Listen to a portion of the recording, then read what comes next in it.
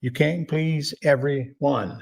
In fact, if you are pleasing everyone, you're probably not doing much because the more you do, the more people you're not going to please. And trust me, the problem is not you, it's them. Take care of the people who take care of you, and you won't care what the rest of the world thinks or says. And you cannot fix this. Some people just live to criticize, condemn, and complain, and there's nothing you're going to do about it. And if you take a look at their life, you see it really, really sucks. And go on YouTube. I'm not YouTube, Facebook for a while. All you see on there is people bitching about something. So it's a constant. And as the times get worse, you're going to see more and more of that bitching about something. Some people just live to bitch.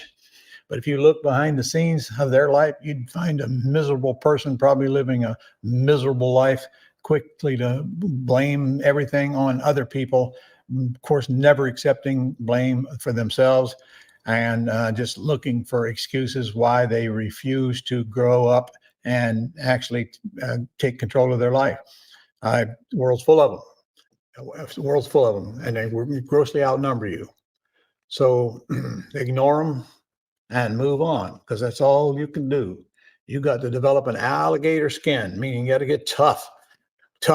I don't care what people say. I know what I do. I don't even go on the internet looking for comments. I don't go on the internet at all unless I'm ordering something from Amazon or eBay to fix my cars, or unless I'm trying to look up the comps on a house. I have other people to do anything else that I want to do online. You will never find me on Facebook, or you'll never find me on TikTok. I'm on TikTok, but I'm not on TikTok. Okay. None of those sites. None of those time-wasting, life-sucking sites. And so I don't go on there looking for people to say bad things about me. I do what I do. I try to keep all the promises that I make. And I like to get all the elephants out front and be clear on everything before we get far in it.